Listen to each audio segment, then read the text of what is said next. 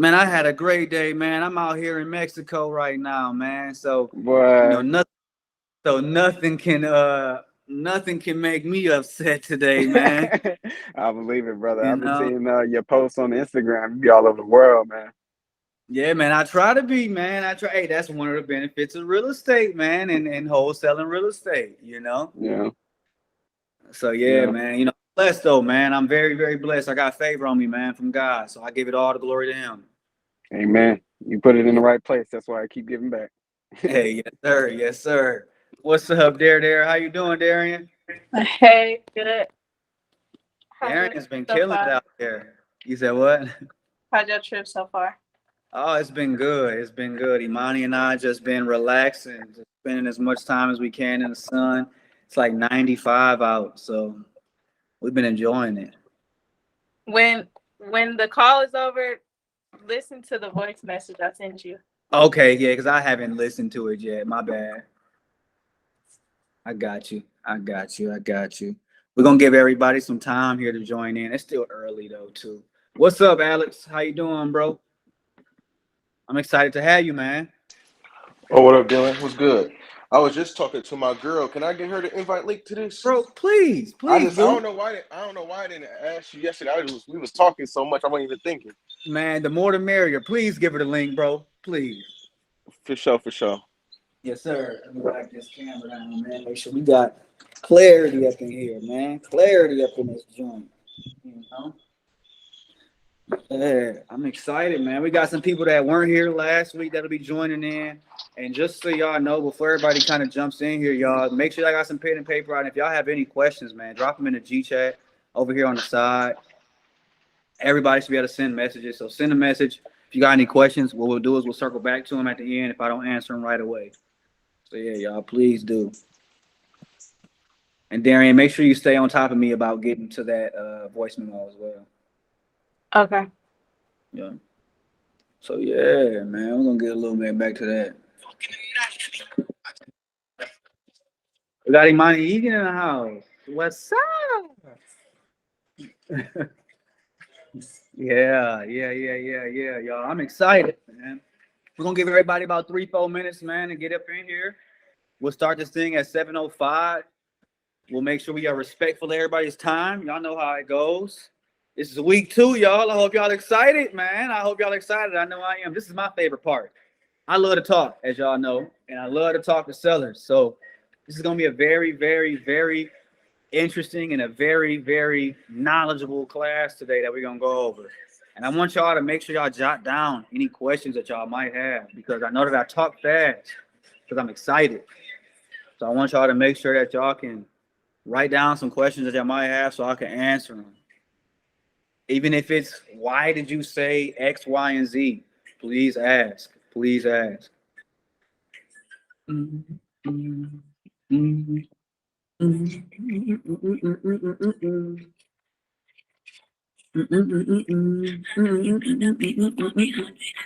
Kendra Bryant, what's going on? How you doing today? You all right? I'm smooth, man. How you doing? I'm blessed. I'm blessed. I'm glad to have you today. I'm thank you for coming in. Thanks for having me. Hey, thank you, thank you. If you have any questions, please be sure to jot them down, shoot them in the G chat. I'm Will do. excited. Yes, I'm excited. What's up, Mr. Campbell? How you doing today, my brother? You on mute, man. You on mute. Unmute yourself real quick, my brother. I'm good, man. How are you? I'm great, man. I'm great. Thank you so much for asking, man. I appreciate it. Thank you for joining in, man.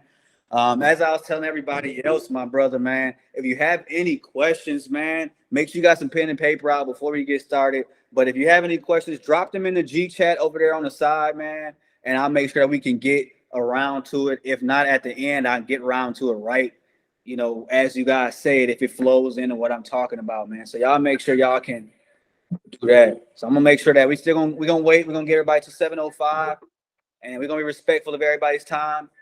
This class may be only 45 to 50 minutes. It depends on how many questions y'all got. It just depends on how many questions y'all got. So we still got some people dragging in here. We got LV. What's good, LV? How you doing today? We got Philip. What's up? P3. P3 in the house. And we got Janae in the house. The winner from last week's challenge. You know what? I'm going to have to think of, because I forgot. We're going to have to think of a challenge for y'all today. We're going to give out some money today as well, man. We're going to give out some money. Every week, we're going to be giving out free money. We're giving out money every week, y'all. So, hey, I want to make sure that I can come up with something for y'all. Even if it's after the class, I'm going to make sure I come up with something for y'all so y'all can win some money here because y'all are spending some quality time with me. So that's what we're going to make sure we do. We got a few more minutes. It's 7:02. If you guys don't know already, my name is Dylan Wade. I'm here today to talk to y'all about how to speak to motivated sellers. What's up, P3? If y'all have any questions, y'all, please drop them in the G chat as we going along here. Make sure y'all got y'all pen and paper out. It's about to get crazy in here.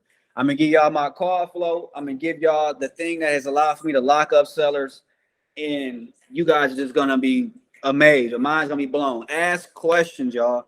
If y'all see me say something, hear me say something, ask questions. Ask me, why did you say that? Or why is that written in the call flow? Why is it written like that? Please ask. Y'all, I don't care. There is no such thing as dumb questions. Please ask away. That's what the community is for. Again, we're reunited. We're a community. We're a family, baby. Want to make sure everybody feels comfortable in here. We're going to give everybody about 2-3 more minutes.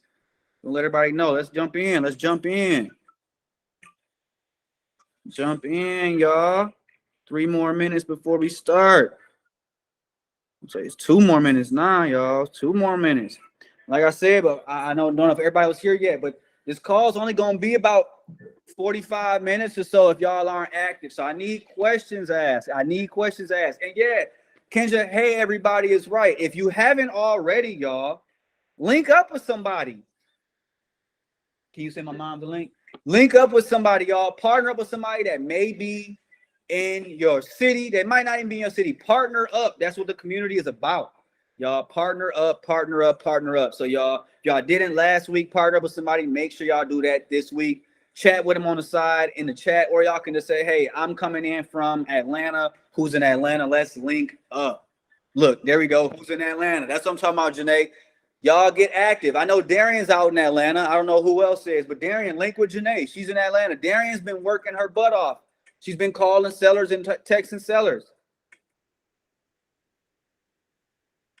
Dallas here. All right. Yeah, well, I met you at a networking event. So y'all don't know. Hey, I practice what I preach as much as I can. I met Will at a networking event last week. So remember I told you guys last week that networking events are essential. They are essential to increasing your net worth and making sure that you have the resources and relationships readily available for when you get into this real estate community, in this real estate world. Real estate is a relationship and a referral-based business. So y'all gonna want to get out. Y'all gonna want to go to networking events. You're gonna want to partner up and link up with people inside the community, y'all.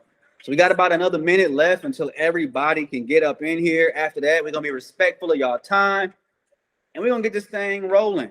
I don't know if anybody's got a question they might want to ask real quick before we get started. If so, I'll answer 1 or 2 quick questions before we get this thing rolling. We got about 30 seconds. If so, drop it in the chat. If not, I'm about to start presenting my screen and we're going to get this thing going, y'all. What I want y'all to do is type in the chat, okay, if y'all can see my screen. Type in the chat, okay, if y'all can see my screen. Okay. LV raised his hand. LV, you got a question or are you just telling me that you can see my screen? Okay. All right, let's get this thing started. We're going to be respectful of everybody's time. Let's go. So what I want to first do, everybody, is wanted to make sure we go over kind of what we went over last week. So last week, everybody, we went over how to get started in real estate, how you guys can kind of get started with, little to no money, what the RE United community is and what it's all about, why real estate.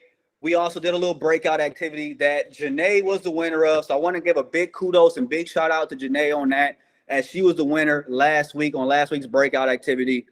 After that, we jumped into how to get started with little to no money. Then we went into what a deal looks like, how the flow of a deal looks, and then what to expect. So that's what we went over last week, as well as who am I? What makes me, as Dylan Wade, qualified to take up an hour of you guys' time a week? So thank you again, everyone, for taking y'all time to spend this hour with me. I'm going to make sure it's worth y'all while. And just to reiterate a little bit about me for those who weren't here last week, my name is Dylan Wade. I've been in the real estate industry for about 9 years. I've been doing sales for about 10 plus years. So when I say that this is my passion when it comes to talking to sellers and talking to people, I truly mean it. So you guys are going to get some gems that I've learned throughout my different industries that I've worked in sales, my different careers, as well as in the real estate world. So let's get this thing jumping. Let's get this thing started, y'all. Does that sound good? I know that does, right? Let's go ahead. So first and foremost, what I want to make sure is everybody has their call flow pulled up in a separate tab or on their phone or whatever. But does everyone have their call flow? If you have your call flow, type yes. Let me see what everybody is. Everybody have their call flow. Type yes if you have your call flow that I sent in the Telegram chat. Let me see. Type yes. Type yes. Type yes. Is there a way to check out last week's session if we missed it? If you missed last week's session, it's in the Telegram, Mr. Campbell. And I'll make sure that if you don't have it, I'll drop the recording from last weekend. There'll be a type yes if y'all have the call flow pulled up. If you don't, go to the Telegram. It's in there. You're going to want the call flow pulled up for this portion of today. All right, perfect. Everybody's got it pulled up. That's great. That's great. All right, let's get this thing rolling. So week 2, how to talk to sellers. RE United, Real Estate United. I am Dylan Wade. Y'all make sure y'all follow me on Instagram at purchase.house. Again, at purchase.house. So a little agenda here today. I want to make sure that first and foremost, like we just did, everybody has the call flow, which is great. Everybody has it.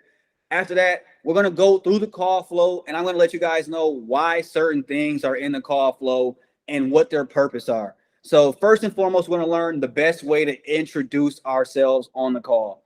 And this is important because, ladies and gentlemen, the first 3 to 5 seconds of a call determine and dictate what's to come next. So you really want to make sure you master how to introduce yourself and how to state your purpose for a calling, right? So that is number 1. Next, after that, we'll go into how to just tips and tricks on how to build rapport. After that, we'll go over how to get the condition of a property out of a seller, which is very key when it comes to this, especially when you guys are doing this virtually and doing it not in your own backyard. And just to tell you guys that I practice what I preach, I'm out here in Puerto Vallarta, Mexico right now, and I'm still submitting offers. I'm still getting deals done. I've got a deal set to close tomorrow that I've been working. And like I said, I'm out here and I'm on vacation. So it doesn't matter where you guys are. It just matters about being able to build that rapport, get the condition of the property out of the seller, and we're going to make sure that I can tell you guys how to do that. Next, we're going to go over how to find the reason for selling, or the motivation is what some people call it for selling, right? The motivation for selling is key. You might ask, why somebody want to sell their home matter, right? I'll go over that more in depth, but really quick summary is we're in a solution-based service, right? We're not in a sales role. We're not just saying we're buying houses, right? If you're a wholesaler, you're not just a wholesaler. I call myself a solution-based person. I provide solutions to distressed homeowners. That is what I do. So you want to make sure that you guys can find the reason for selling. After that, we'll go over how you present your solution. So after they tell you why they're selling and what their problem is, we're going to go over how do you present the solution and the service that you have. After that, we'll make sure we go into how to get them to sign on the phone, which is very important and is a key.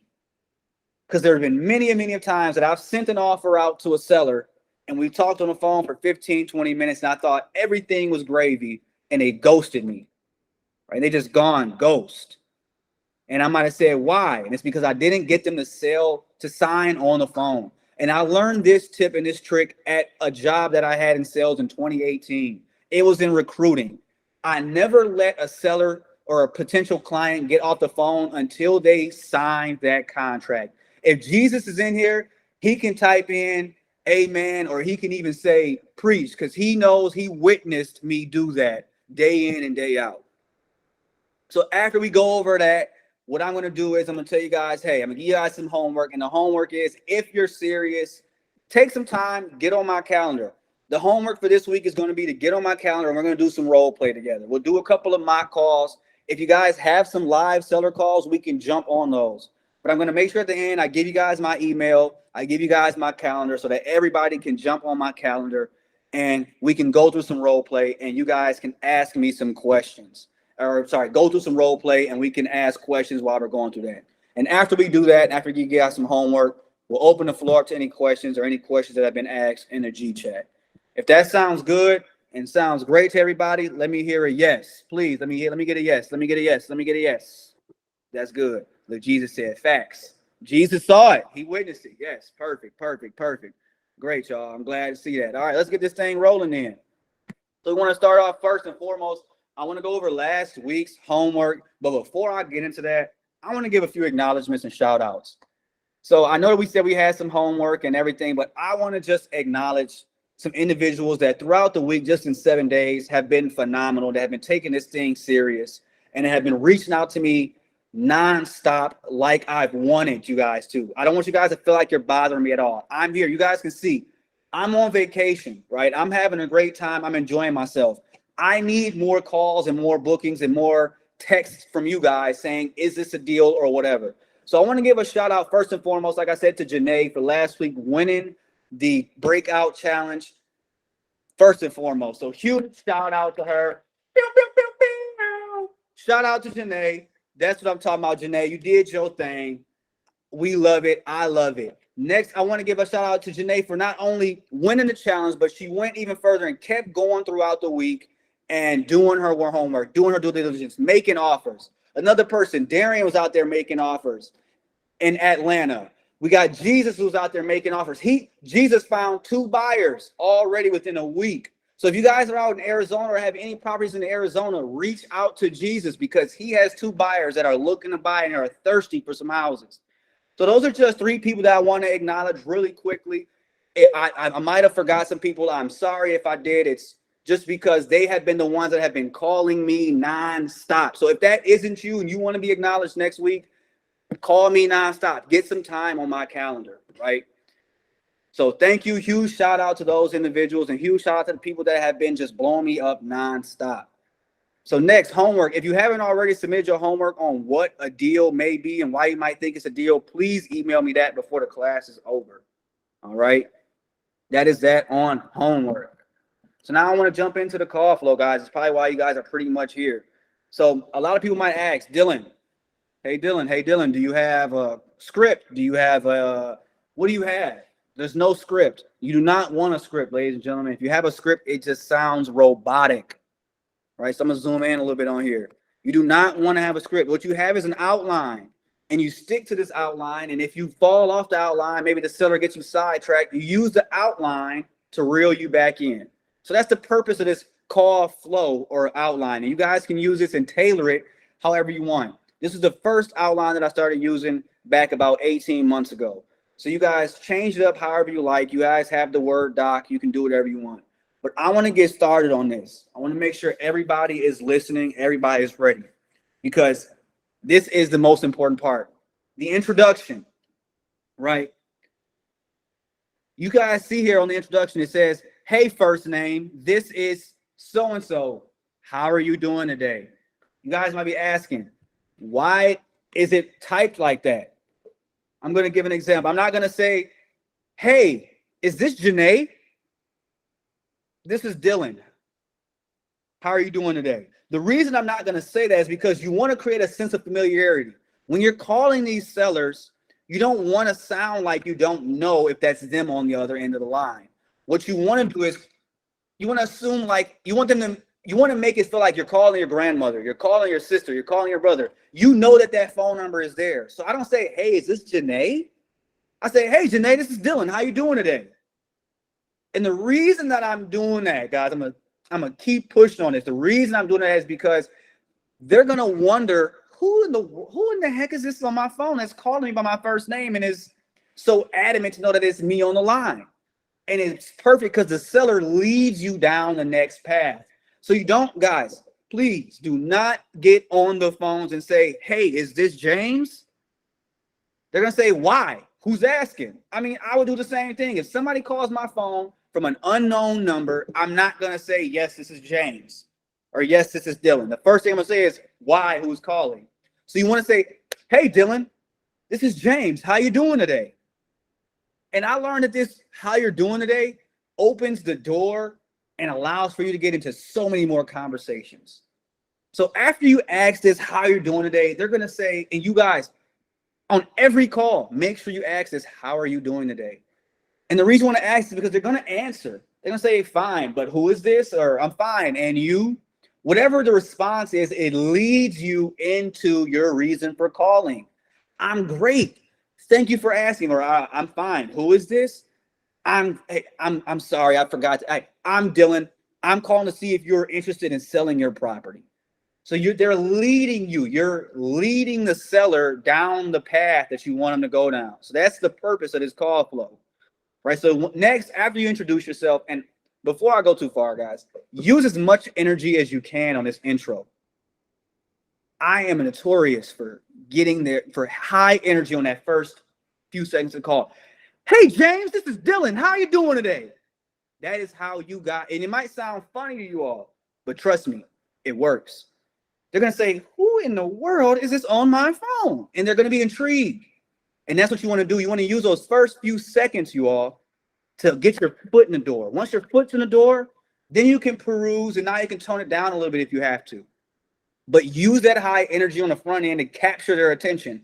I'm sure you guys all took English, and they said you have to have an attention grabber. That's you guys' attention grabber, that high energy on the front end. All right, so after that, you're going to say your reason for calling.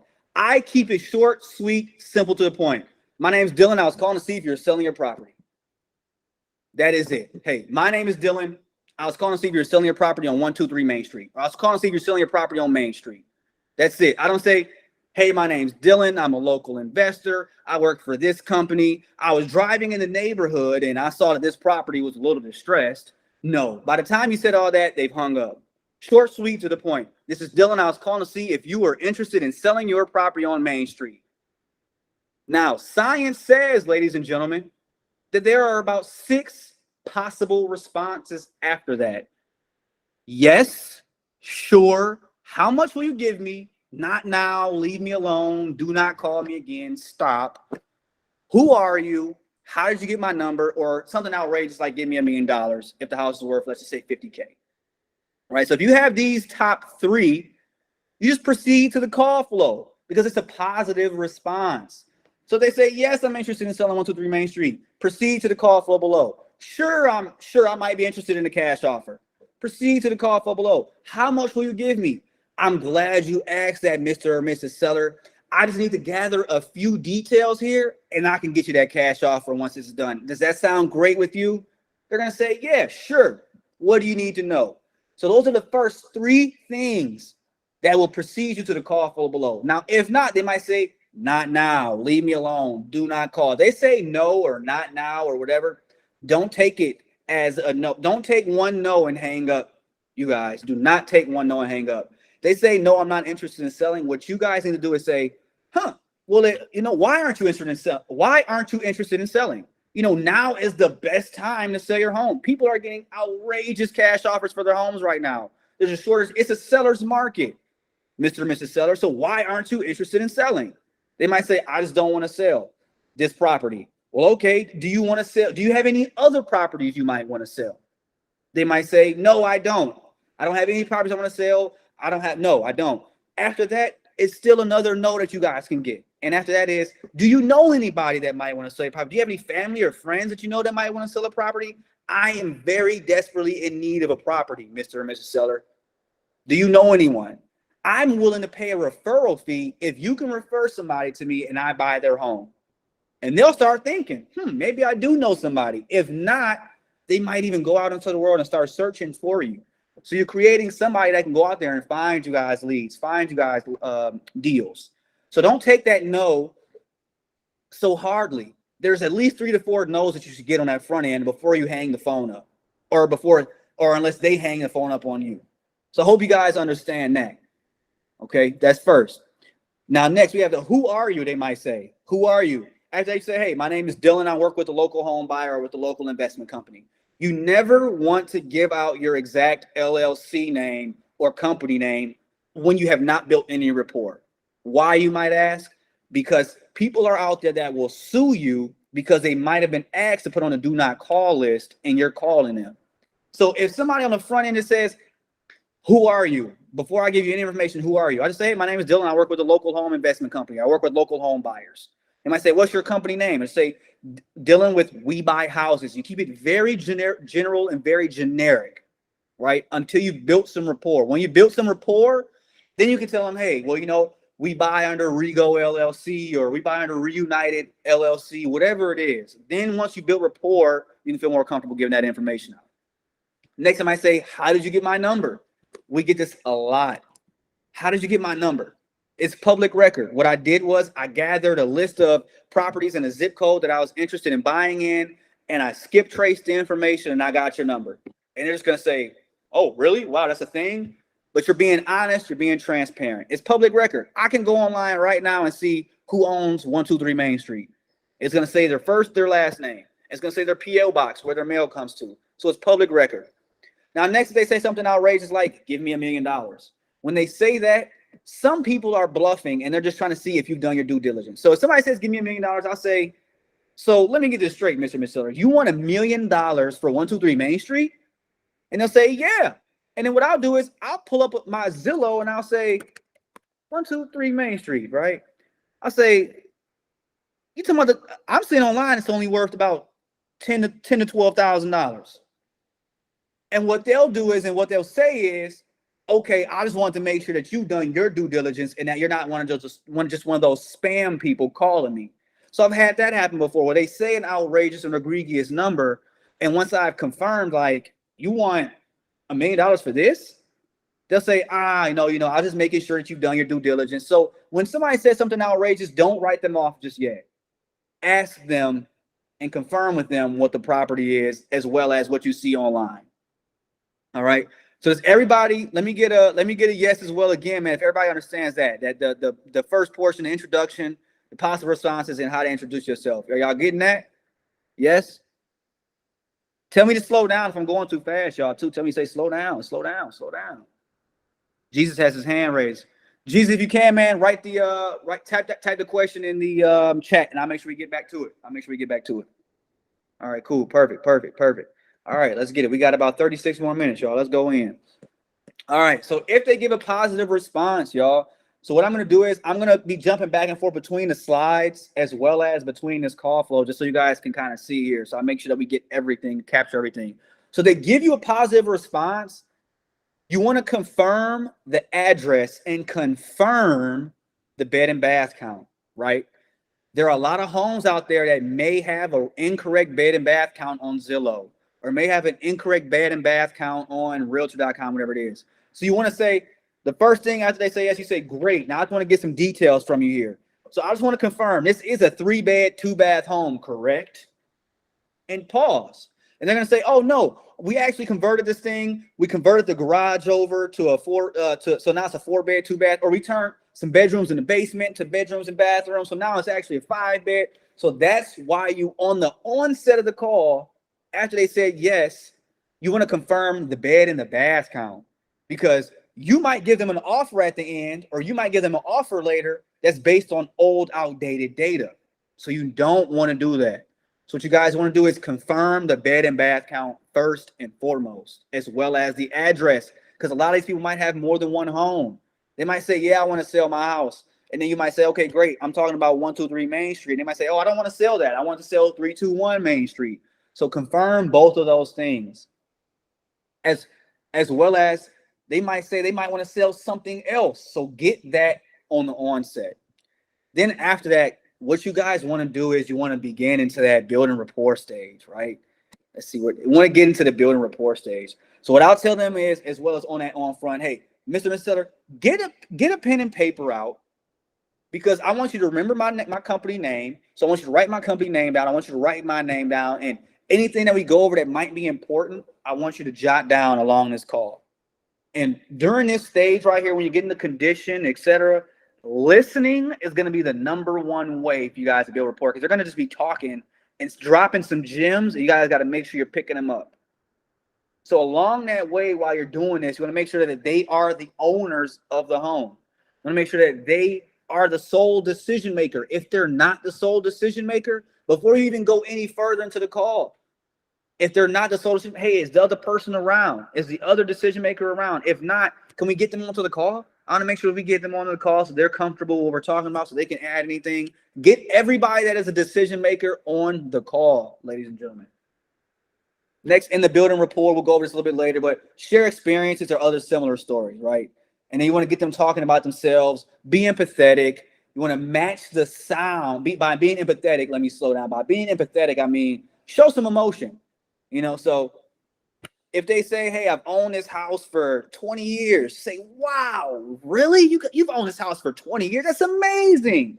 You guys show some emotion. Be enthusiastic. Let them know you're listening. And just be empathetic, right? Then you want to match the sound and the cadence of your seller. And by that, I mean, if they're older, slow it down. Talk a little louder and a lot more clearer. If they're younger, usually you can speak a little bit faster. If they're from the East Coast, you can speak a little bit faster and talk a little bit faster. So these are things that you'll pick up on once you've been speaking to sellers a lot. So you'll be able to match their sound and the cadence of the seller. And then when you're building rapport, just ask questions, you guys. Ask questions. And if you you run out of questions to ask, get them to talking about themselves. Right? So get them talking about themselves. So we're going to go back into condition on here. So after you confirm the address, you want to get them to tell you the story of how they purchased the home. This is my favorite part.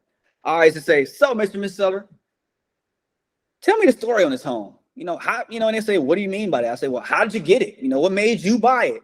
How long have you lived there? I'll throw out a couple sample questions and they'll just get to going. They say, oh, well, you know, Barb and I bought this thing 10 years ago. It was our first rental property we ever bought. And, you know, we've had the same renter in there for 10 years straight. And they'll just get to telling you all the information you need to know. All right. So I always tell them, tell me the story on this thing. Right. And then after that, if they don't already answer these things for me, I'll ask them, well, who's living there? Are you living there? Is it occupied with a renter or are you living in it? Because typically, if there's a renter in there, I know this just from history and experience, it's gonna be a lot more distress on the property if a renter's been in the property opposed to a seller, opposed to an owner. If the owner's been living in it, it's gonna be a lot cleaner, usually, not always. If a tenant's been inside, it's usually in a lot worse condition and a lot more distressed. So I like to ask that, as well as it lets me know what the timeline is going to look like further. If it's a renter inside, I have to give the renter time to move out, time to find another property, time to get their belongings, all that jazz. So when you're asking this question, it gives you a scope of kind of what's going on inside the house, right? Then you want to make sure you ask them, when was the last time some upgrades were done to the property? And these are very general and generic questions. They might say, oh, well, you know, we replaced the kitchen 10, 15 years ago, and, you know, we replaced the doors and the windows last year. We got a new roof. You want to know these things just so you can kind of get a gauge on what condition is. But I'm going to go a little bit further into that once I jump out of here. So after that, you want to make sure you get timeline to sell. This is very important. You might think that they're wanting to sell tomorrow when in all reality, they need 30 days, 45 days.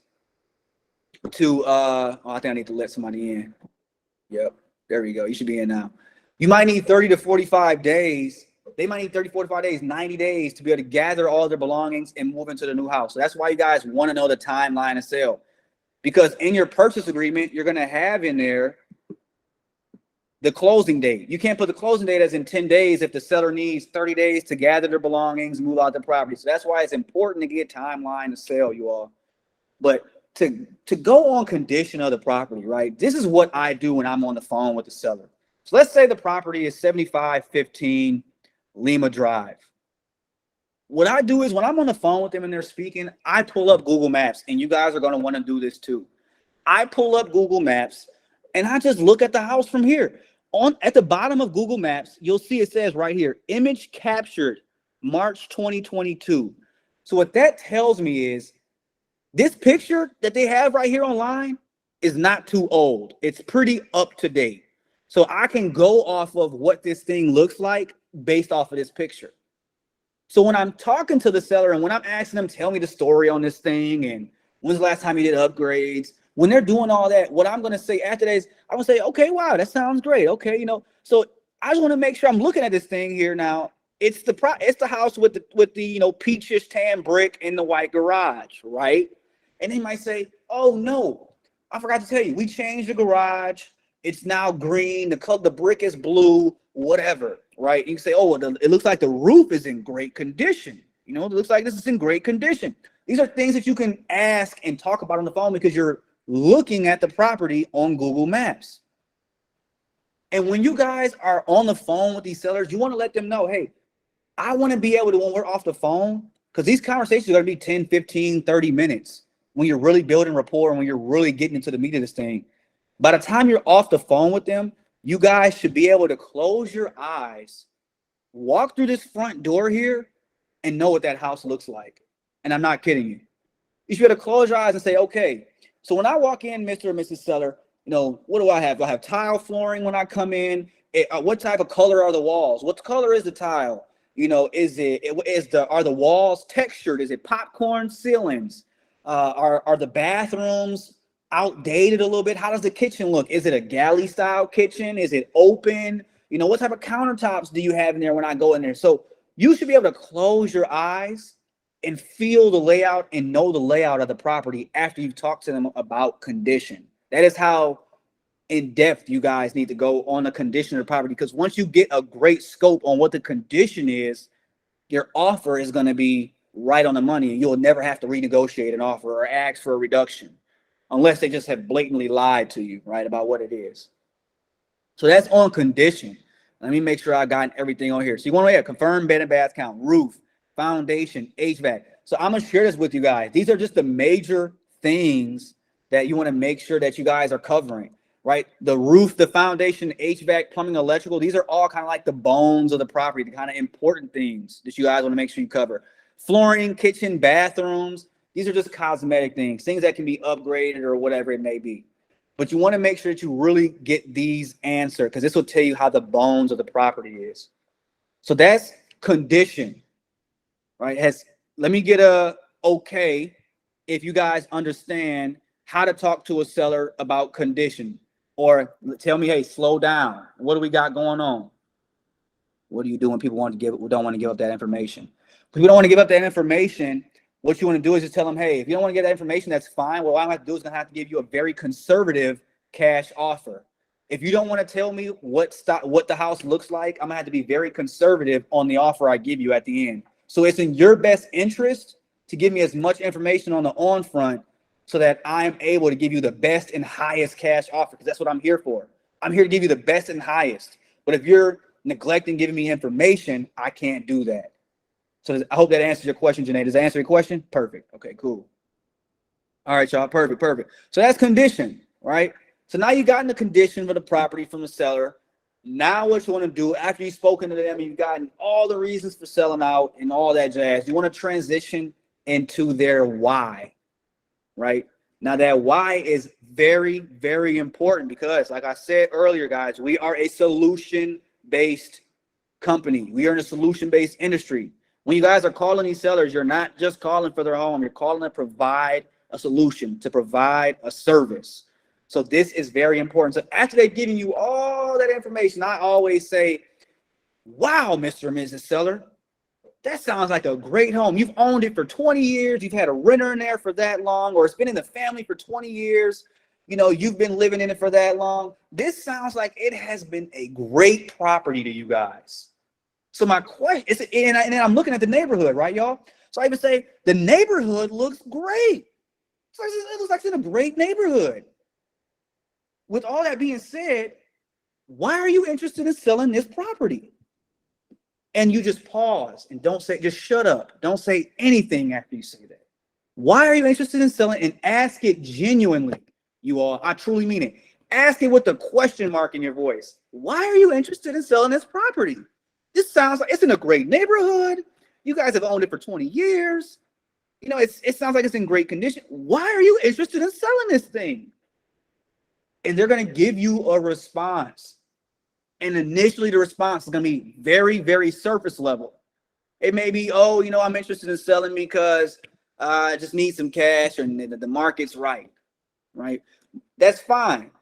But what you want to do is you want to begin to dig deeper after that and start asking some whys and start giving some scenarios and examples. You can say, oh, well, that's great. You know, I know before we purchased a house with somebody, they said they needed some cash. What they did was they used the cash to pay down some credit cards, and then they bought themselves another home in the country. You know, is that something that you might be looking to do, Mr. or Mrs. Seller?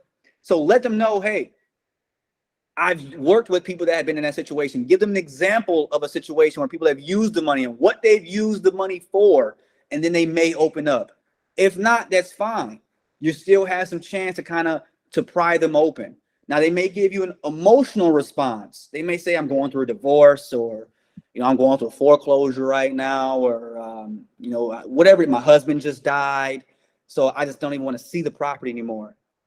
One thing you guys want to do is immediately be empathetic and giving them, and when they give an emotional response. So you want to make sure that you use empathy and emotional intelligence, and you're going to utilize this opportunity to build rapport with the seller. Give them their best wishes and let them know you got their best interest in mind. And I'm going to give you guys an example of what not to do, right? This is what not to do. I had a caller on the team. I listened back to the call. Somebody said, my husband just died. What this salesperson said after was 2 letters. Oh. They just responded. This lady just poured her heart out about her husband just died. She can't afford the property anymore. They responded, oh, and said, well, are you still looking to sell? That is what you guys do not want to do. So when I say have emotional intelligence, I mean, act like this is your family member. Act like this is your grandmother you're talking to. When they say my husband just died, act like that was your grandfather that just passed. Oh my God, I'm so sorry to hear that. You know, is there anything that we can do at this time right now? You know, how can I help? You know, I wish you my condolences right now. You want to be empathetic, you all. Be as empathetic as possible. I'm sorry, show empathy, show much as empathy as possible, and have emotional intelligence, you all. Please. That is very, very, very important. And let me make sure so let me reverse, okay, just really quickly, guys, about the vacant lot. Because I know we had a question last week on vacant lot. I think it was Janae. So if it is a vacant lot and we're confirming condition of things, you want to confirm the square footage of the lot, as well as if utilities are being ran to the lot. By utilities, we mean electrical and plumbing, and if there's a survey. So that's really quickly. Sorry, I want to back up on that. I hope that helps, because I know you guys are going to come across some vacant lots. So now when we go into, like I said, why are you selling? Motivation. You guys want to make sure that you're listening here. Listening is going to be key, because they're going to be giving you some gems on things that you can use, and you want to make sure you don't pass them up. They might say, oh, I'm looking to, you know, I'm about to move out of town because, you know, I just got a new job, or, you know, whatever it is. Use that opportunity. Say, oh my gosh, you got a new job. Congratulations. That's great. What are you going to be doing? Where are you going to be moving to? You know, what are you going to be doing with the house after? What are your plans after? So you want to listen in on what they're saying and utilize it to build more rapport and to make sure that you really understand what their true motivation is. And in this motivation, guys, find out that pain point. When you find out that pain point, I got this from my recruiting job. You want to push on the bruise. Don't be afraid to ask why. They might say, hey, I want to sell this thing because, you know, my husband died and I just don't want to be here anymore. You say, if you don't mind me asking, you know, are you planning on, after you sell this thing, moving in with, you know, your kids, or, you know, what are your plans after this?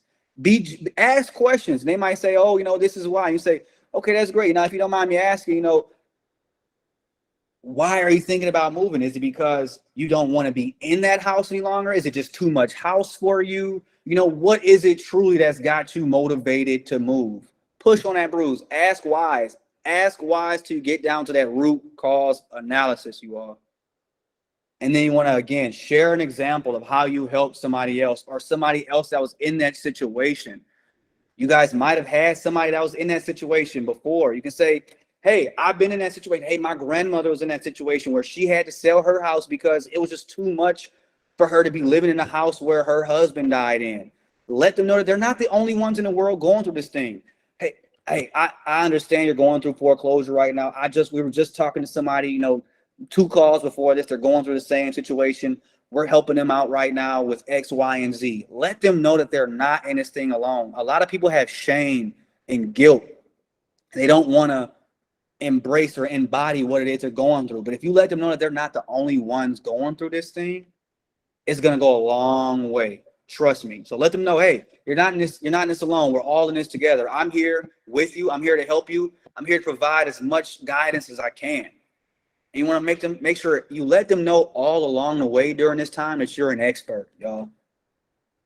It's not every day that somebody sells their most valuable asset.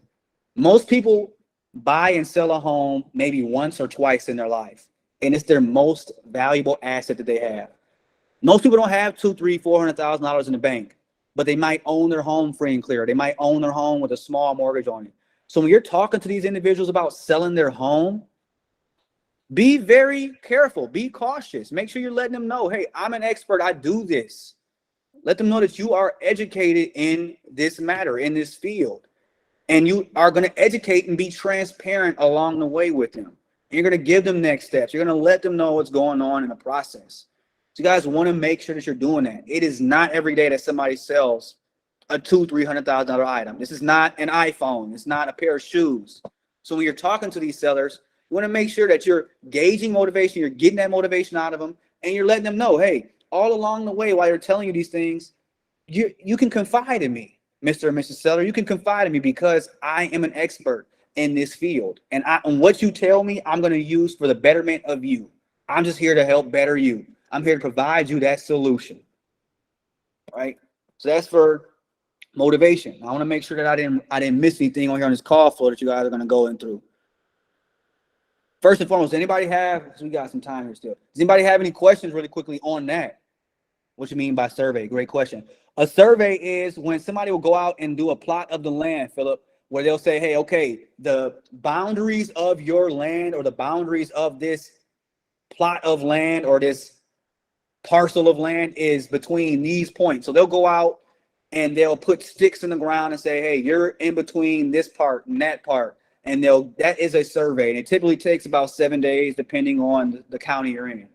So that was what a survey is. Any other questions, y'all, on motivation?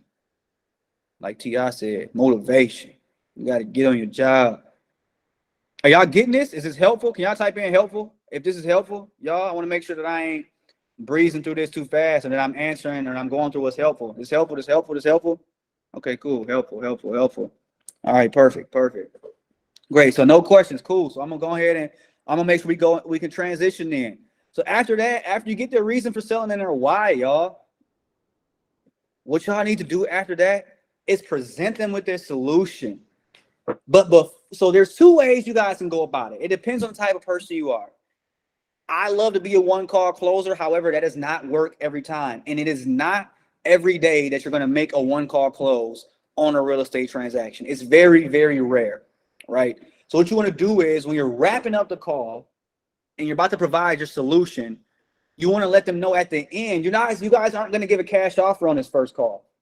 After you've gathered all this information, you're going to tell them, hey, thank you for giving me all this information.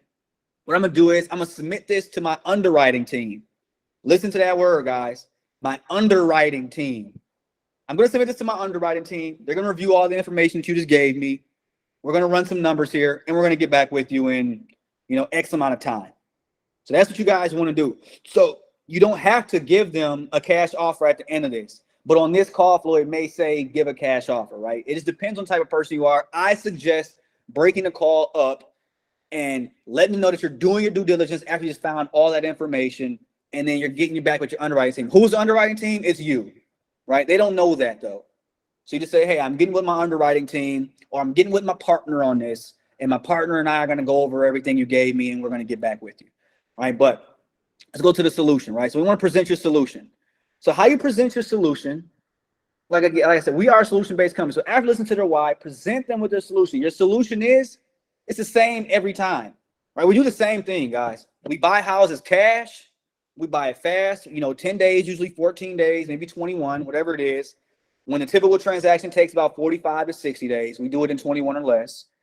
We buy it as is. It has to make no repairs. So this is great for people that may say, hey, the reason I want to sell my property is because I don't have the cash to fix this thing up and put it on the market and list it with a realtor. So I'd just rather sell it to a wholesaler, to somebody like you, an investor. So that's the benefit of the as is, right? They don't have to do any repairs. They might not have the cash to do the repairs. There are no fees. By no fees, I mean there are no realtor fees involved or no commissions involved.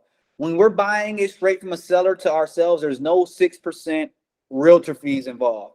So if their house is $200,000 and they're selling it to you for $200,000, they technically would have to give out $12,000 at 6% out of that price. So instead of walking away with $200,000, they're walking away with $188,000. So you let them know, hey, the price that I give you today, Mr. or Mrs. Seller, is the price you're going to get. You don't have to subtract any fees. You don't even have to subtract any closing costs because we pay all the closing costs. Right? So the number I give you is what you're going to walk away with cash, unless you owe a mortgage or have any taxes or liens. Right? So that's the benefit of the no fees. And then you choose the closing. You can let them choose the closing date. They might say, I'm ready to close in 10 days. It's fine. Let's get this thing rolling. Or they might say, hey, I need 30 days to get my belongings out and, X, Y, and Z. That's fine. We are able to be creative.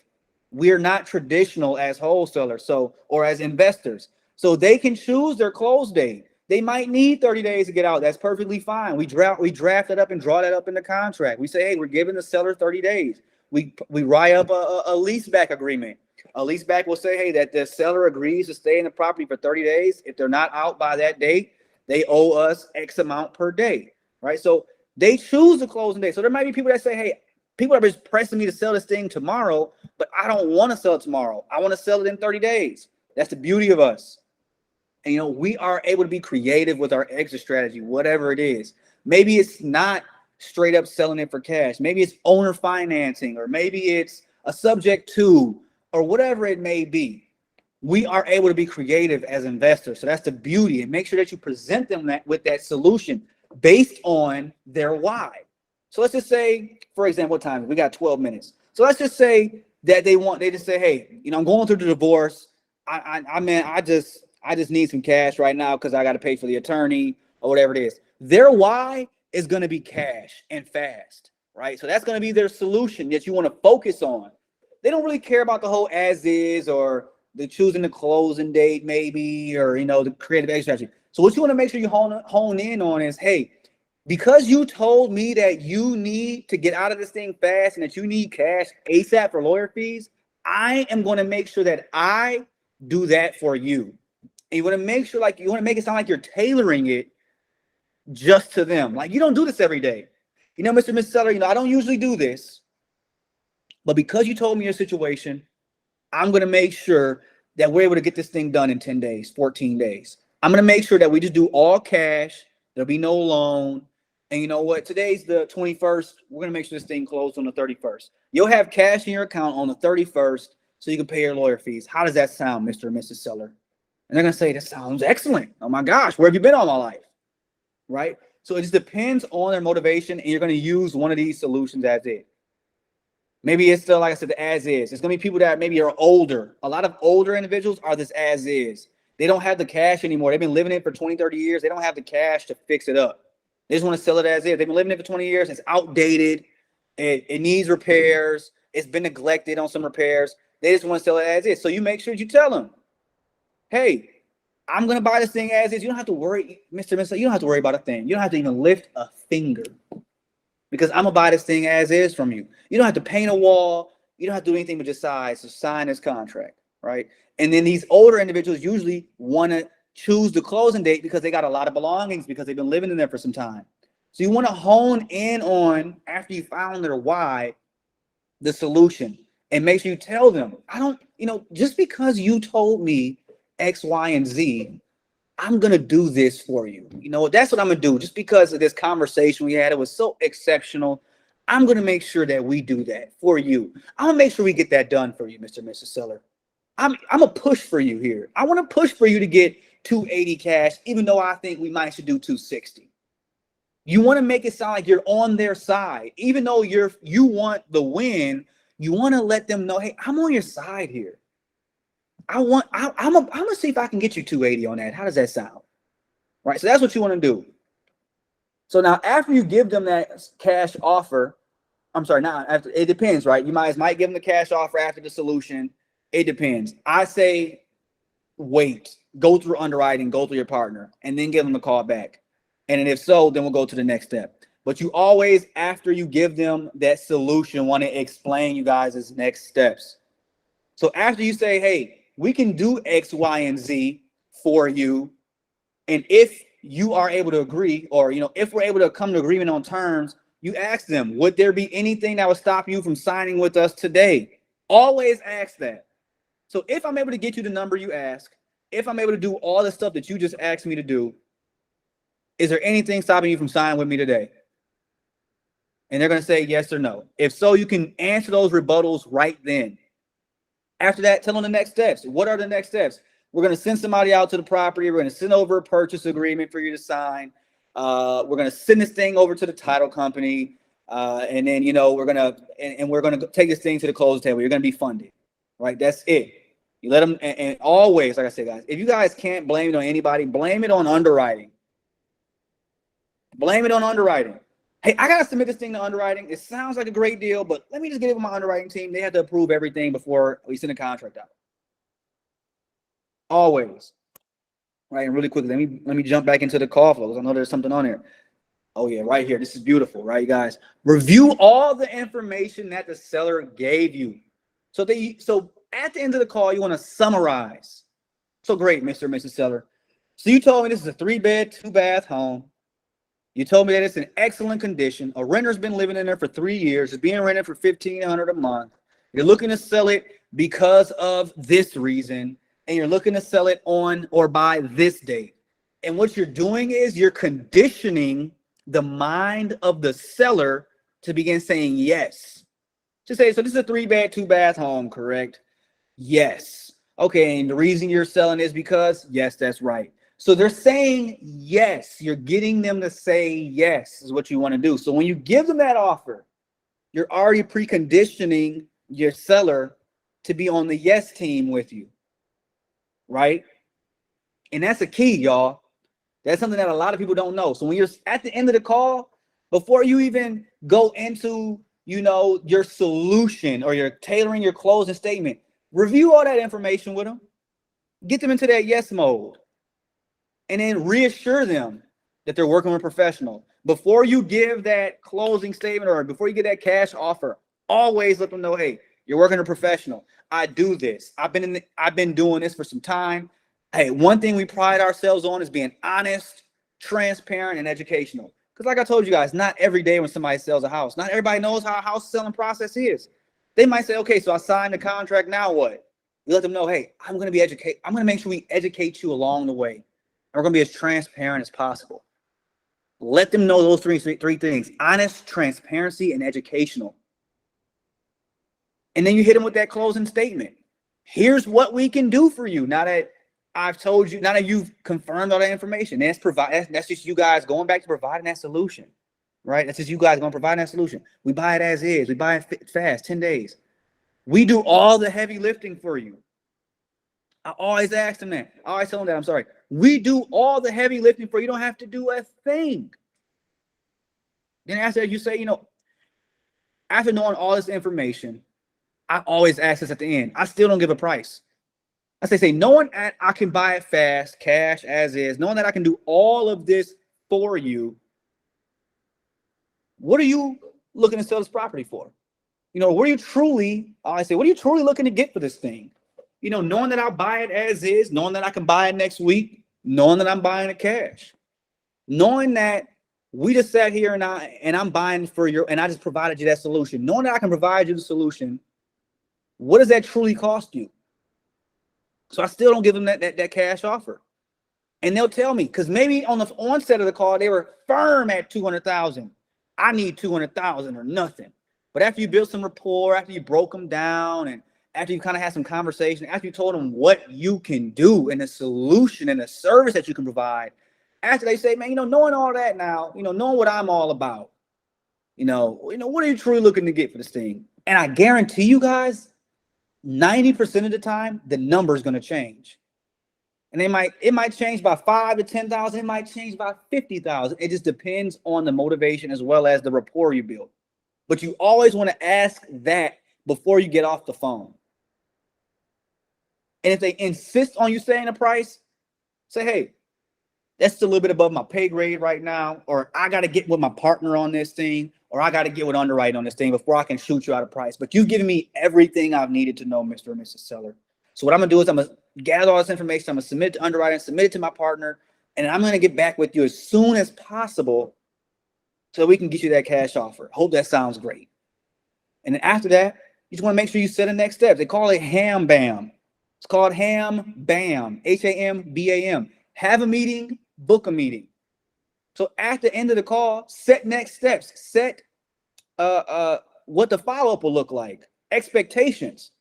So, hey, make sure you confirm an appointment and time for the next call. Let them know, hey, I'm going to reach out to you on this phone number. Is that correct? Make sure you get their email because you're going to need their email on the next call to send them the purchase agreement over if you haven't already on this call, right? Then you want to thank them for their time and let them know somebody will be reaching out to them shortly to confirm the cash offer price or whatever it is, okay? So I want to jump back. Does everybody understand that? Can I get an okay? Can I get an okay? Can I get an okay? Everybody understands that? Is that all good? Yeah. Okay, great. All right, y'all. This is the last slide here. We running low on time, so I'll make sure that I can be respectful of y'all time and give y'all time to ask questions. So something that you guys want to make sure you all can be masters of, and this is what I pride myself on, is making them sign on the phone. So say you hung up, you ran it through underwriting, the numbers sound good, you gave them an offer, or you call them back to give them that offer. Once you call them back to give them that offer, already have that purchase agreement ready. Have it ready. Have it pulled up. If it's a doc, whatever it is, have it ready. And while you're talking to them and you're saying, hey, I just got back with underwriting, they told me based on what you've told me. You always want to say that. Based off of what you told me, this is what they came back with. They came back with 120,000 cash, closing next week, whatever it may be. Now, once you do that, you want to, and they might say, yes, great. You want to send them the purchase agreement immediately while they're on the phone. And you want to go over it with them on the phone to make sure they don't have any objections, right? There'll be plenty of times you'll send over, they'll say, oh yeah, that sounds great. Send it over for 120,000. You'll send them a purchase agreement. They'll say, this isn't a purchase agreement. This thing is crap. There's no earnest money in here. The inspection period ends when the close date is, whatever it may be. They're going to start picking it apart. But that's after you got off the phone with them. They started having time to call their friend to go over it, maybe call a realtor to go over it. You want to avoid that because as soon as they hang the phone up with you, they're calling somebody else to discuss if this is a good decision they're going to make. So before they can do that, before they call a realtor, because our job as wholesalers or as investors is to not prove the value or the worth of a property to a seller. But as a realtor, their job is to prove the value. They want to say, hey, Mr. Seller, this house is worth $350. I don't know what that wholesaler was talking about or that investor at $250. We can get $350 for this thing. Now you just shot yourself in the foot because they called a realtor friend who's going to make them, who wants them to sign with them so they can get a commission, who wants them to sell it for the highest the highest price possible. So you want to make sure you get them to sign on the phone. Send it over. While you send it over to them, go over it with them. Break it down. Say, hey, are there any objections or any questions you may have about, line item 1, line item 2? They might say, no, everything sounds good. Perfect. Let's make sure we can get this thing signed while you're on the phone because, I know sometimes DocuSign might act up a little bit or whatever technology you're using might act up a little bit. So I want to make sure that we can get this thing signed while it got you on the phone so there's no troubles and that we can make sure we push this thing forward and we can get you that funding that you needed by next week. And I always say funding. I don't say that cash or to make sure we can get you closed. I like to say funding. I want to make sure we can get you funded by next week. So that's why I want to make sure we stay on the phone. We go over this. If there's any objections that you have, let's go over it and get them out the way now. And this gets ahead of any problems that you might have. And while you're maybe typing the document up, maybe while you're waiting on them to get it in their email, have small talk, have some chit chat. So Joe, how's the weather out there in Houston today? I'm calling from Fort Worth. It's a little hot. It's 110 degrees out here. I know last time we spoke, you said that the kids were playing baseball. How did that baseball game go? So you want to go back to that rapport you built during the small talk portion while you're waiting on the document to get sent over, for them to pull it up or whatever it is. And then after about 30 seconds to a minute, you can say, hey, did you get that purchase agreement? Make sure they got it. And they'll say, oh yeah, I'm opening it up. I'm reviewing it now. Great. Let's just go over this thing together. And I always call it a purchase agreement, not a contract. Contract scares people off a little bit, guys. Call it a purchase agreement.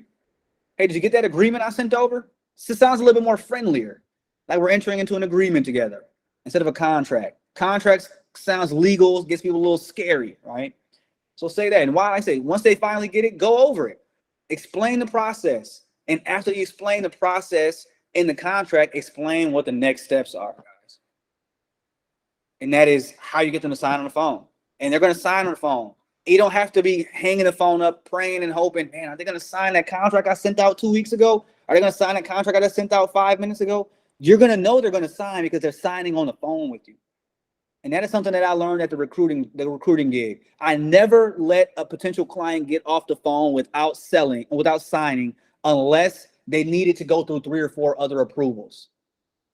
There might be some special cases, but if not, keep them on the phone and make sure that they sign that thing with you on the phone. Because if not, they'll get busy. They'll go cook dinner, then they'll go call some friends, and then they'll start having seller's remorse. You don't want that. Get them to sign on the phone while emotions are high and while they're feeling you. This is an emotional conversation you're having. So while they're emotional, because sellers are emotional, get them to sign, right? So that's how you guys get them to sign on the phone. That's how you guys are going to get a lot more of your offers and contracts that you send out to convert. It took me a while to even start implementing this into my own business, even though I have been doing it in recruiting. I forgot completely about it. I was sending out contracts and constantly like, why aren't they signing it now? I sent it out 30 minutes ago. What's going on? Then I call back and they go ghost. Then I said, I got to go back to my recruiting days. So make sure that you guys keep them on the phone and that you do that. If you don't do anything when it comes to the contract, keep them on the phone so that they can sign. All right. Any questions on that, you all? Jesus remembers, click confirm. That was my favorite thing. Hey, just click confirm and I'll make sure we do everything we said. And that's what you tell them, no, hey, after you sign this thing, I'm going to make sure that I do X, Y, and Z that we spoke about. So, hey, after you sign this, Mr. I'm going to make sure we can get you that. Great. So what next steps would be we're going to send this contract over to the title company. Great question, Darian. So we're going to send this paperwork, this agreement over to the title company. The title company is going to run the title work to make sure that you are really the owner, to make sure that there's no liens, taxes, or mortgages owed. If there are, what they are, and they're going to let them be known. And then after that, you can let the seller know, hey, we might need to go and inspect the property. We might have send a contractor through, the contractor or an investor through. So that's the next step. Next steps are a title company and then a showing. After that, it's funding. So it's 3 simple steps. They sign, we're going to send it to the title company, and then it's, well, I guess you can call it 4, right? Then they might have to show it, they might not. In this market, a lot of stuff has been sight unseen, and then they get funded and they close. Any other questions? We're right at 8:05. I want to be respectful of y'all time. No other questions? All right, cool. So if there's no other questions, man, I want to give y'all some homework and some next steps for y'all. I want to do some role play. I didn't want to, like I said, I didn't want to overstep my time, my boundaries with y'all. So I want to drop in the chat right now my email. What if they don't have a necessary technology to sign up on? That's an excellent question, Willie, Mr. Campbell. I'm glad you asked that. When there's a will, there's a way. No pun intended. So when there's a will, there's a way, man. So if they're old, I've had a guy that was 75 years old say, I don't even have an email.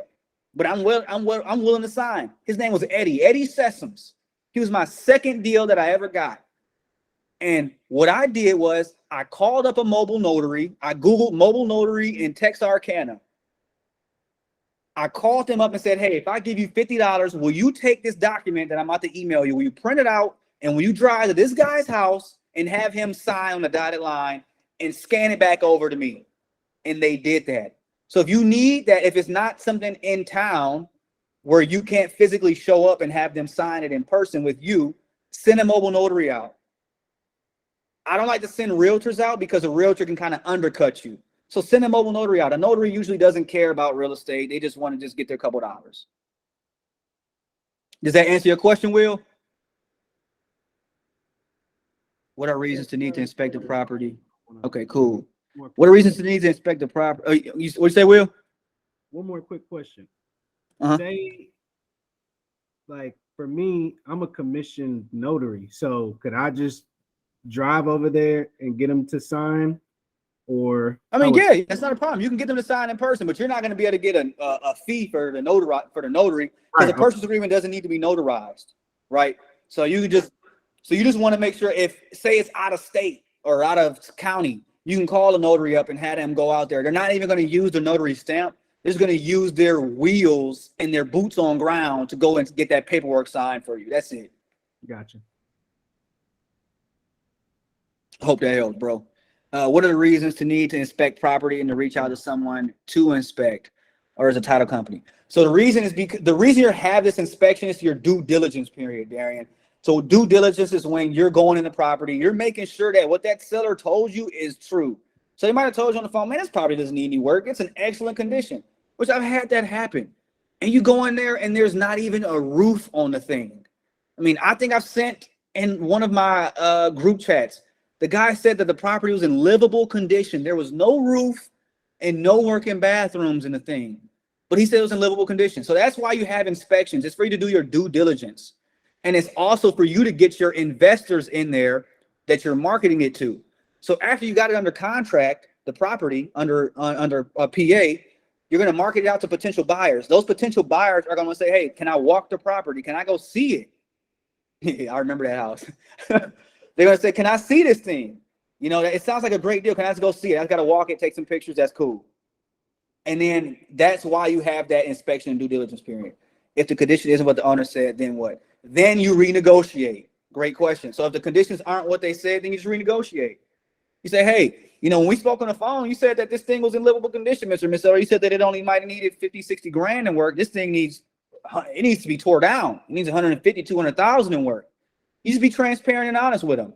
And that can be a conversation that you have after you visit the property. You can visit the property, take pictures, say, hey, I'm going to submit this to the underwriting team, to my partner. We're going to review this thing here. And after that, I'm going to get back to you to see if the price is still the same. But if the condition's way worse, you're going to have to renegotiate. And that's why you have that due diligence and that inspection period. It's to save you so you don't get bit. Hope that answered your question. All right, before we go back into other questions, real quick, we got one more. Who does not? Okay, so real quick. Next steps, y'all. I'm gonna drop my email, purchase@rego.house. What I want y'all to do for y'all homework, get on my calendar, y'all, for some role play. We can do 15, 30 minutes of role play. We'll go through a couple calls together. I'll be the seller, you'll be the seller, I'll be the buyer, you'll be the buyer. And even if you have maybe some live calls y'all want me to jump on, schedule it. I am here for y'all. Please, y'all. Schedule on my calendar. We're going to do some role play. I at least want 10 to 15 of you guys scheduled on my calendar for this next week. And we're going to go through some role play. Well, like I said, I'll create some scenarios. We'll go through it and we'll go through this call flow a lot more in depth. And you guys might have some questions on some things that you might have not thought about. We'll be able to go over. And it might be some situational things we'll be able to go over. And I'll be able to tell you why I said what I said, right? So that's it. That's what the homework is. Get on my calendar, y'all. Purchase@rego.house. But now I'm gonna open up the floor to questions. All right, great. Hey, y'all, if y'all got any questions, drop the questions right here in the chat. Drop the questions here in the chat. We're pretty much done now, y'all. Who does out-of-town inspections? Great question here. Kendra Bryant, who does out-of-town inspections? There are a few ways you can go about that. One of them being you can call a realtor, say, hey, I need you to take some pictures of a property for me.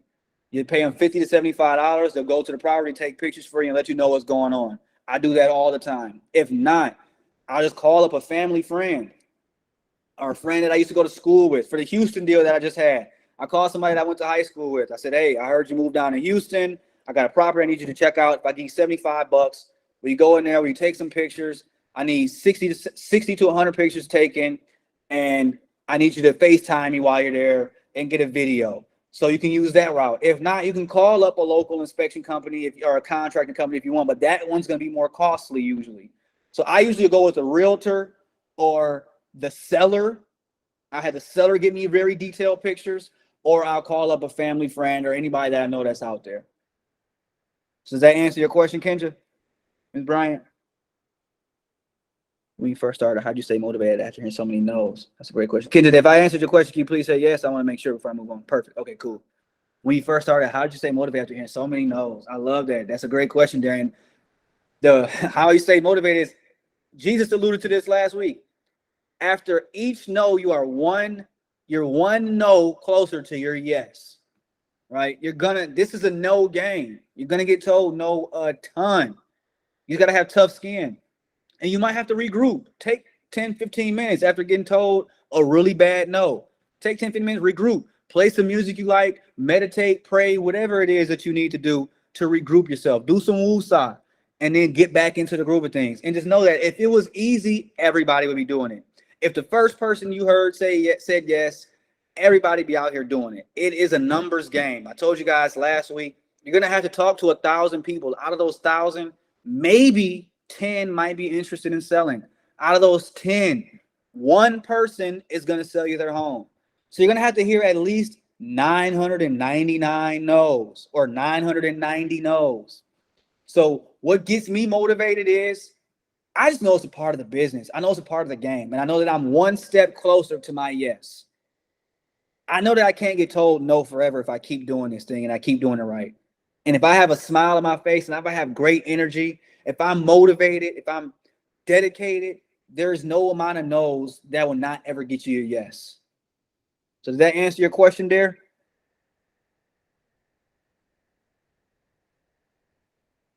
Yes? Can you type yes if that answered your question? Yes, thanks. Okay, cool. Anybody else got any other questions, y'all? And please, y'all, do not forget, get on my calendar, y'all. Get on my calendar, purchase at Rico.house.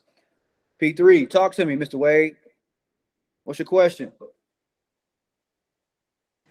Yo, you can hear me? Yes, sir, I can hear you. Talk to me. Like, say if you're not on the phone, right? Mhm. Like, how can you tell, like, at what point, like, they have the base, how much they want.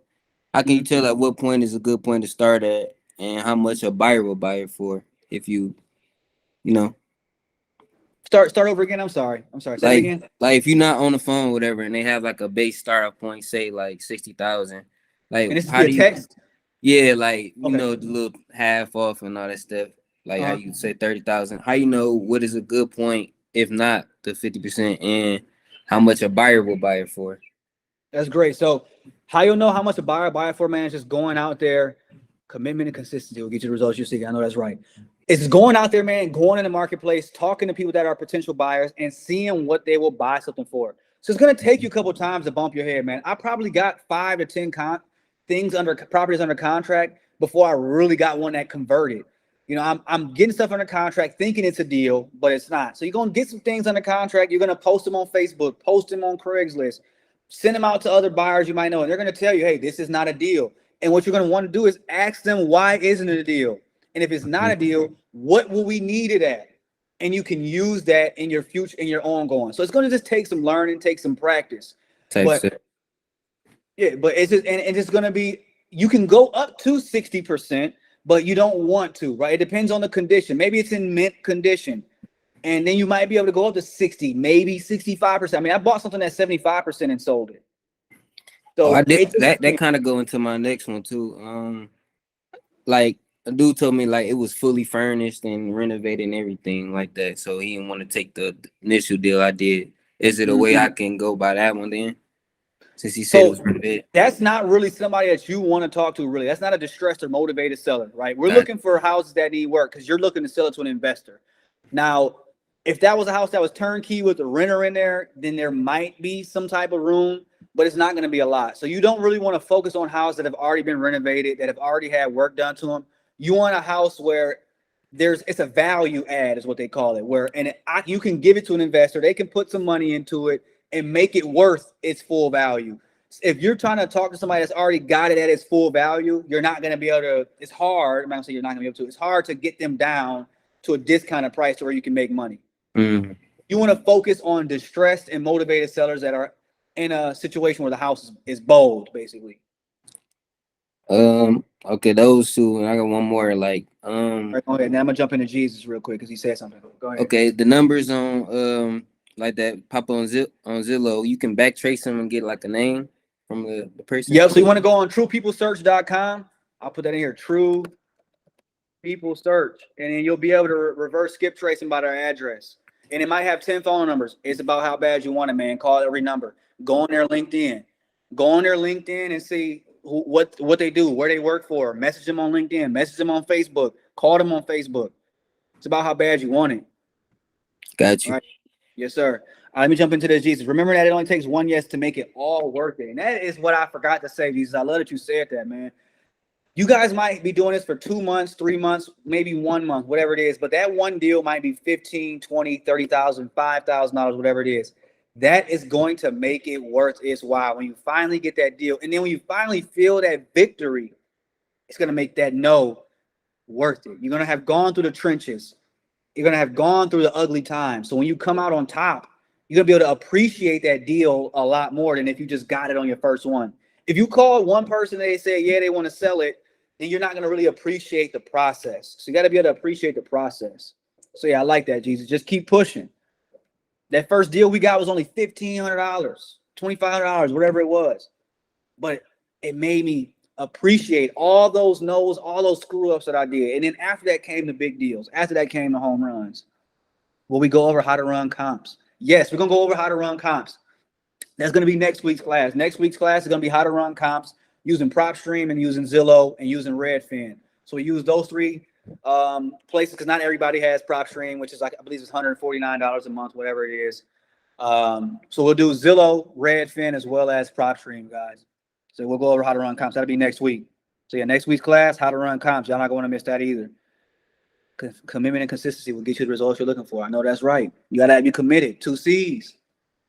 My buyers buy in Cali, Florida, and Arizona. There we go.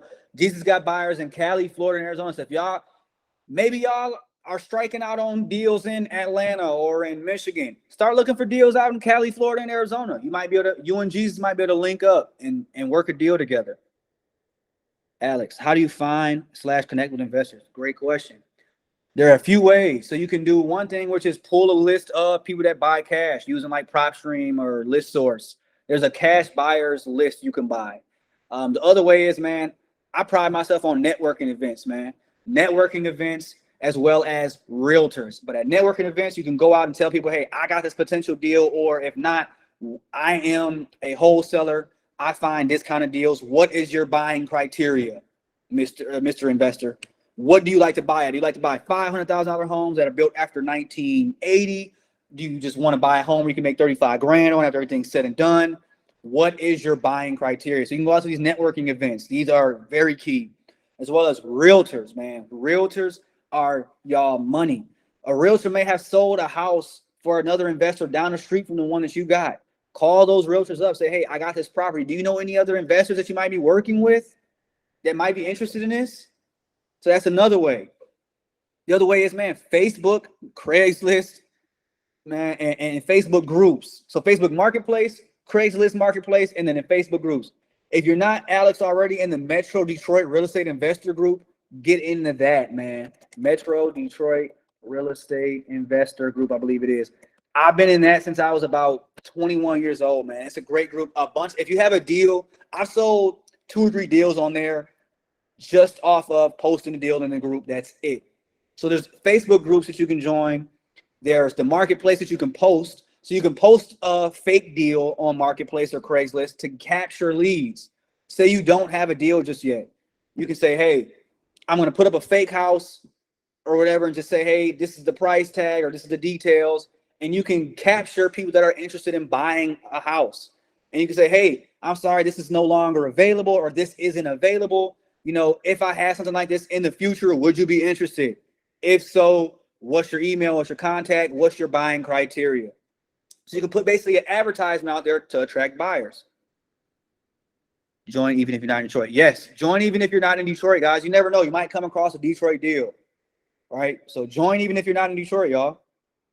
So Alex, I hope that answered your question, man. You can pull a list. You got Facebook, Craigslist. You can put out an ad as well as, man, networking, man. And oh my gosh, I forgot the major one, man. Other wholesalers. When I first started out, I didn't have any buyers. So what I did was I Googled. Let me share my screen. I think I did this last week. I just Googled this, you guys. We buy houses, DFW. I would Google this and I would call everybody that says we buy houses in Dallas because they're wholesalers and they probably have been doing this for some time. So that means that they have buyers. And I say, hey, I got this property, man. It's a great deal. Do you have anybody that might be interested? And they'll say, yeah. What are you looking to do on a split? And by split, I mean, if I can find you a buyer, are you willing to split this 50-50? Or do you want to do 70-30 or whatever? I always try to negotiate 70-30. 70% of the profit goes to me, 30% goes to them. Because I feel as though, hey, I did a lot of the work. So that's another way, man. Other wholesalers, bro. Other wholesalers, man. Any other questions, y'all? These are great questions. I'm loving these.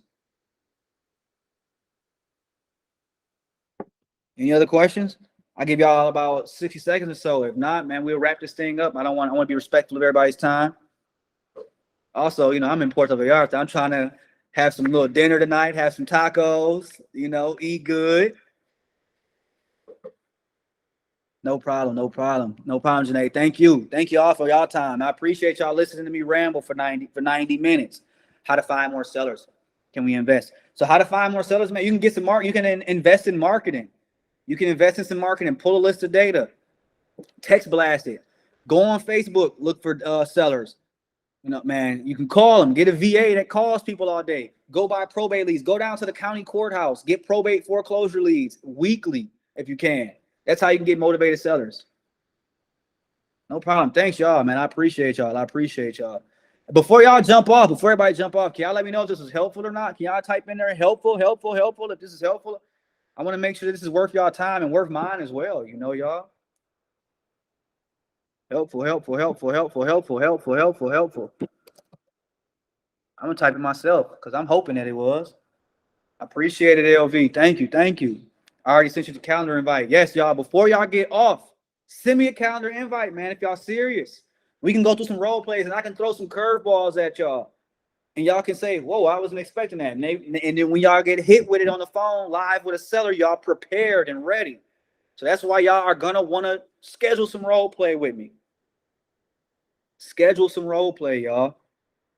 All right, cool. I'm glad that was helpful, y'all. I'm glad this is helpful. Well, this will be recorded. It has been recorded. I'll upload it to the Telegram.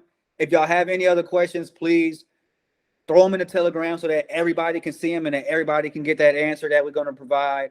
But this recording to be available probably in about 90 minutes or so for anybody that wasn't able to make it. Got Devontae Curry coming in. So yeah, y'all, I hope this was helpful. If y'all don't have any more questions, it's 8:25. I'm gonna let y'all. Can you also throw last week's class in the Telegram? Yes, I'll make sure I throw last week's class in the Telegram. But it also should be if you click on the Telegram and if you click on like links, like right here, right? If you click on the top, like where it says RE United, and then if you click right there, say links, and under links, it should have the class. It should say RE United Day 1 free class, like right there. But I'm gonna send it again in the chat right now. Yep. I appreciate y'all. Man, this is the freedom I told y'all when I first started. This is the freedom that real estate has been able to provide. I've been able to travel all around the world and still get deals done. All right, so I just posted it in there. That was last week's class. Well, all right, y'all, man. I appreciate y'all time. Thank you so much. Get on my calendar, y'all, please. I have too much free time, as y'all can see right now. Get on my calendar. I'm here to help y'all. This is the reunited community. Partner up with some people. Y'all homework for next week is to get on my calendar. That is the homework. Let's do some role play. I'm excited. Y'all go talk to some sellers. Instead of texting now, jump on the phone. Y'all now if y'all got somebody interested, jump on the phone with them and go through this call flow. And if you say you're a little nervous about the call flow, schedule some role play time with me. That's what I'm telling y'all. I'm available. I'm here to help y'all. So I appreciate y'all time. Thank you again. It's 8:25. We're going to get out of here. All right, y'all. Peace. God bless.